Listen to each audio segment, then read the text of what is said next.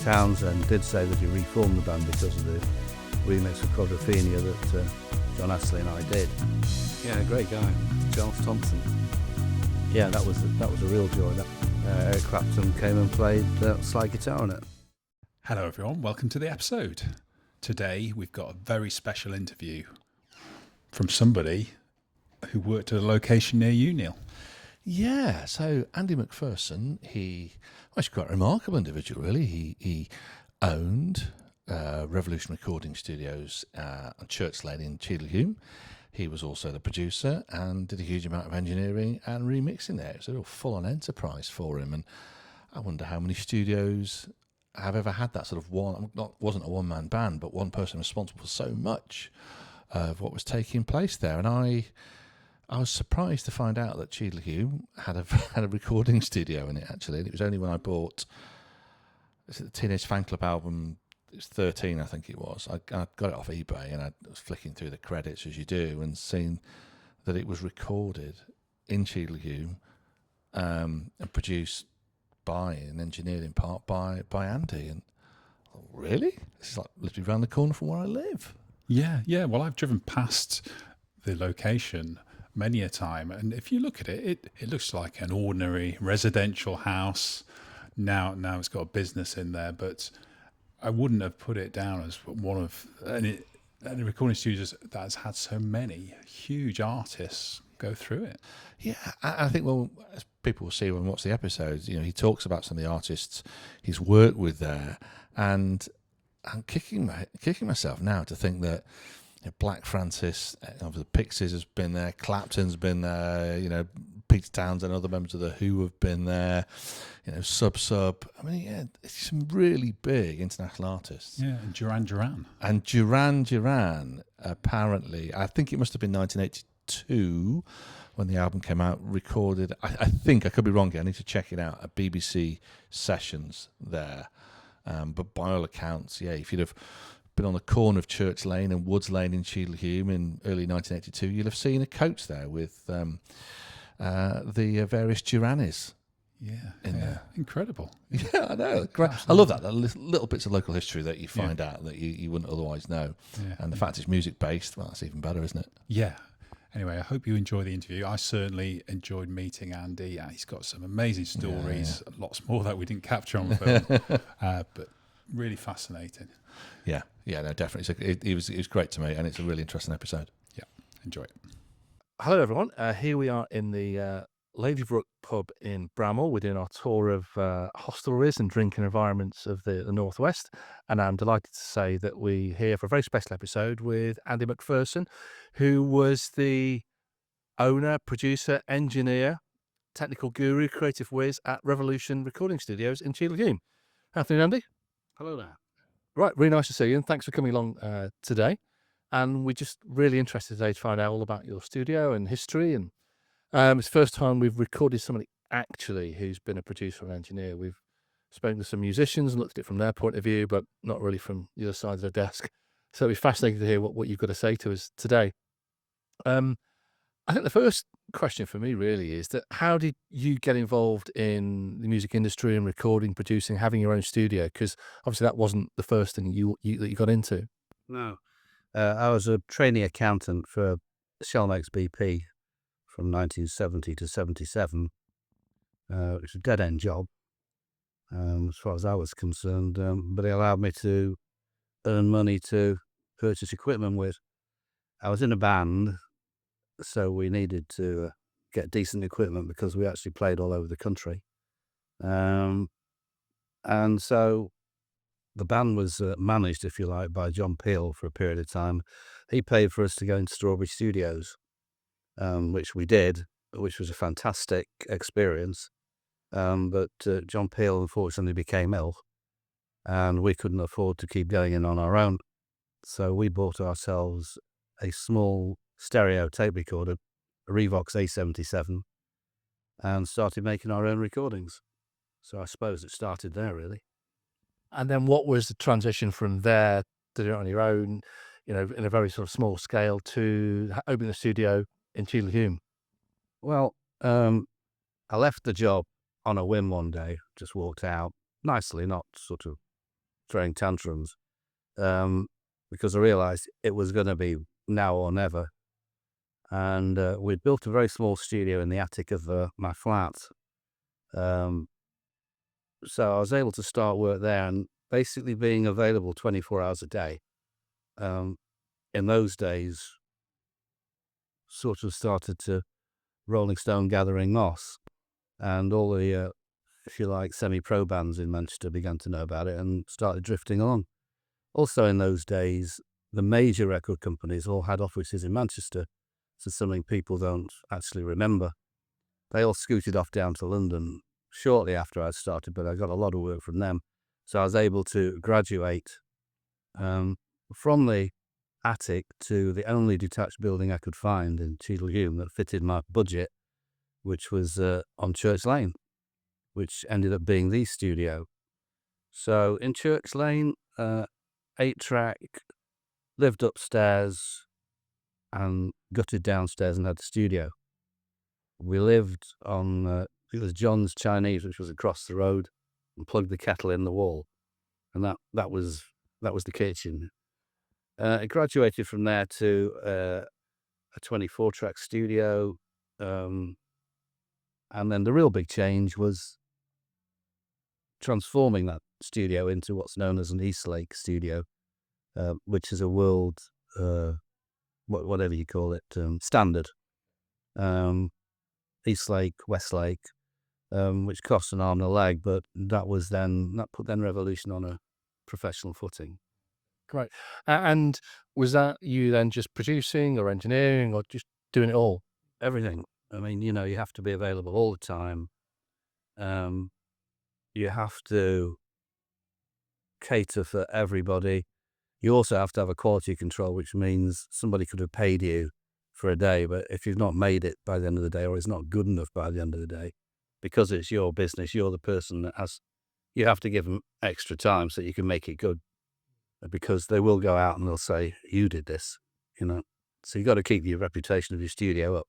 So the input's fantastic. And what would you say makes for a really good producer? Somebody who listens to the artist. I've worked with a lot of producers, some very, very good ones, who sort of insist that their way of doing it is the way that the recording is going to go. And I've had artists complaining to me after the session's over that day that their track shouldn't really go like that. So that's not what I think is very good. Because I remember, it's a really good book, actually. Trevor Horn's book, it's Adventures in Modern Recording, where he talks about who he's worked with and produced. He's very much of a mindset that you give me the rough demo and I'll just go away and sprinkle stardust on it and make it magical, even for artists, like the Pet Shop Boys, who are producing really good quality demos. It doesn't matter who it is. Is that something you would have done, or would you probably give more autonomy to the artist and be guided by them? You always want to know what the artist wants, or else it's pretty pointless. It's their music. I'm sure Trevor Horn has a brief after a discussion with the record company or the artist, and his method of going away and doing it the way he does it, obviously, is fantastic. Just the sounds he's made are just fantastic. But no, I wouldn't do that myself. No, I wouldn't trust myself doing that. I think you have to do what the artist wants. And how do you learn how to be a producer? It's something that you see lots of artists eventually gravitate towards. Probably somebody makes 3 albums, eventually they get a co-production. Is there an art, is there a skill to it? How did you learn? No, it's trial and error. You start off small and you have a band in and you make a mess of it. It sounds lousy. And you just learn from that. You just build up your knowledge as you go along. I don't believe in these schools for sound and that kind of thing. I think I believe in a school for sound where people walk in, and if they've got a pair of ears, you can take them from there. But the grant and the fee paying stuff that goes on downtown, I seriously object to. Complete waste of money. Is that all right to say that? It's fine. There'll be nobody watching anyway, so it won't matter. That's fine. If you think about some of the big projects that you've been involved with, I suppose, which would you look back most fondly about the work that you did? Because there's so many of them. Yeah, that's a good question. I think it's the smaller ones. Teenage Fanclub, fantastic bunch of people, lovely to work with, and great songwriters and great musicians. They would certainly be near the top of the list, if not heading it. But then I've been to Australia and produced and recorded bands. Like there's a band called Pray TV, who are if you like, Australia's Teenage Fanclub. American bands, Marilyn Martin, who is a backing singer for the Eagles and so on and so forth. There's just loads of them. I remix stuff for TheWho, all the catalogue. But if you can't make a good job of that, then you're daft. So, And if we go back to Teenage Fanclub, that was actually how I first became aware of the studio in Cheadle Hulme. I live around the corner, and when I got a copy of, I think it was 13, wasn't it, on CD, and saw, wow, it was recorded Revolution Studios and Church Lane, which was about 100 yards from where I lived. I couldn't believe it, and so straight away when found out a bit more about the studio as well. And how did they get to record, round the corner from where we are at the moment? okay, so my manager was their manager, and that was the only connection because they were in Glasgow, and they were being recorded by an American producer. But he didn't do the gig for some reason, and Chaz Banks, who was the manager, brought them down to Revolution for them to have a look round. So they came to Revolution, they had a look round, they said no thanks, and they went off back to Glasgow. I got a phone call shortly afterwards saying, can you come to Glasgow and do it there? So I went to Glasgow to do it there in a great studio. It was called Sava. But I think familiarity kind of bred contempt. And so we ended up back in Cheadle Hulme for a change, and the album was completed there. I think it's a great story. I just had visions of them walking down to the church inn, mixing with all the golfers in there as well. But I guess they probably didn't. They went off into the centre of town. And Oh no, it went to the county in where is it? Lady Thorne Road. Was that? oh, it's gone. Yes, I know what you mean. Yeah. We stayed there, and we'd head back there most nights. There used to be a Premier Inn there, didn't there? I think there's a pub and a Premier Inn. Yeah. And yeah, they hung out there, and but we'd work sometimes pretty late. Yeah. But when we didn't, we'd go back there and have a couple of beers. Yeah, it was a great album. And one of the, I think, big projects you alluded to there was remixing the Who's back catalogue there. What was your road into that? How did you get involved with that? A producer called John Astley is Pete Townsend's, or was Pete Townsend's brother-in-law. John came to Revolution way back 1979-80 to produce a Manchester band. While he was here, I gave him a reel of tape of local bands that I'd recorded. The way you do, excuse me, Gov, can you have a listen to this? And if there's anything you like, maybe you can get it a deal. So he went off back to London with it, and I got a phone call from him saying, who's the last band on the reel? And so he came back down, and I got the band in again and the track that I'd done, and we got it out, and we sort of mixed it. And that's how our relationship started.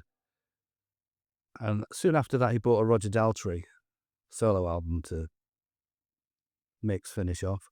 And it just carried on from there. And then when the Who catalogue came up, of course, Pete Townsend asked him to produce it and overlook it, and he brought it to Revolution.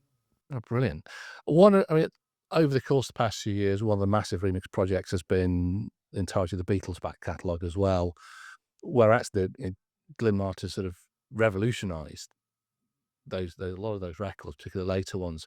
But the really interesting interview with, I think it was with Glyn Johns, who obviously engineered some of them, who said he felt that they should be left alone because you're actually tampering with it should be listened to as it was intended to be listened to at the time. And I guess as someone who's remixed a lot of the 60s and 70s stuff, you might not agree with that. I just wondered what you thought of that view. No, I totally agree with it. There was absolutely no need to remix any of the Who stuff. It was perfectly fine. It was a commercial venture by the record company to recreate interest in it. Having said that, I was criticised slightly after it for, if you like, completely copying the original mix. But why would you have the cheek to change it? So everything is in the same place, same panning. It's just that maybe one or two of the sounds are brighter.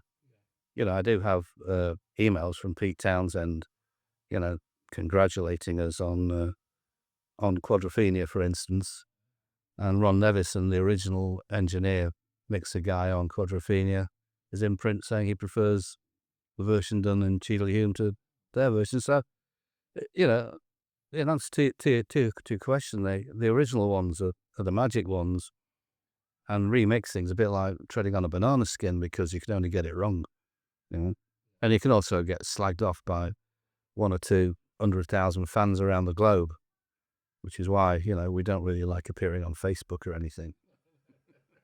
No, because that snare drum needed to be a little bit quieter, and I've been doing it. Yeah, it seems something that you just can't win really with a project like that. And but it's, judging by the testimonies on your website, certainly the Who seem to be very pleased with the job you've done. Well, you'd hope so. Yeah, but I don't think it matters much to them. I mean, they just, it's a commercial venture, and so I think the only thing you can say is that Pete Townsend did say that he reformed the band because of the remix of Quadrophenia that John Astley and I did. So yeah. Wow, that's some accolade, isn't it? If he meant it, yeah. I just take it at face value, I would say. And then just moving forward a little bit, I saw that you did some mixing work on a Frank Black album as well, one of his sort of solo ones. Yeah, great guy, Charles Thompson. Yeah, that was a real joy. That was just very natural music, totally recorded live. And he came over with his wife of the time, and we had a right old 2 weeks. Really? You came to Cheadle Hulme and recorded it here? Oh, fantastic. Just Charles Thompson. Well, yeah, I suppose you probably would recognise him walking around Cheadle Hulme, but it's... Eric Clapton's been to Cheadle Hulme too. Yeah, that's right. Yeah, seriously. We did an album by a Canadian guy called Corey Hart. Yeah. I think about 82, 83, and Eric Clapton came and played slide guitar on it. Wow. Yeah. No, fantastic. And I think the band that Frank Black used eventually became the Catholics and did some of his other solo stuff as well, didn't it? As well, actually, after that. And then, obviously, you don't have a studio now. So, do you want to say a little bit about perhaps the end of Revolution and what happened there?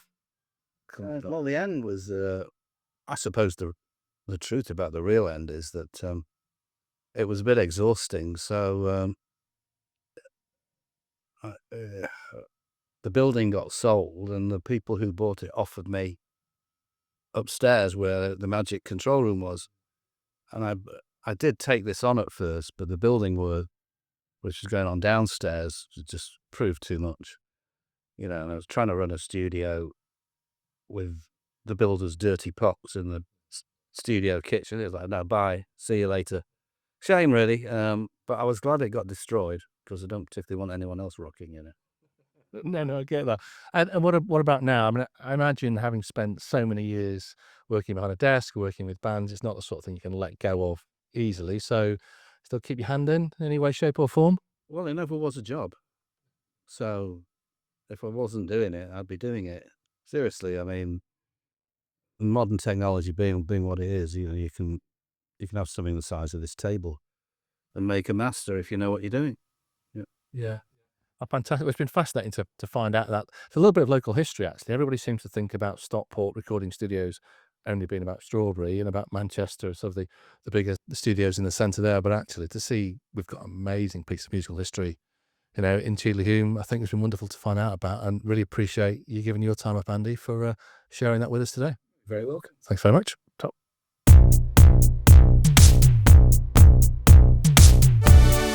So I wouldn't say it's a tradition, but we always ask this of our guest, Andy. Can you remember the very first record that you bought? And the harder question might be, can you remember where you bought it from? Yeah, it'd be Buddy Holly. Okay. I think it don't matter anymore. And there was a record shop in Bramhall. I do forget the name of it though. It used to have those booths that you could go in and listen to. Yeah, Buddy Holly. That's fantastic.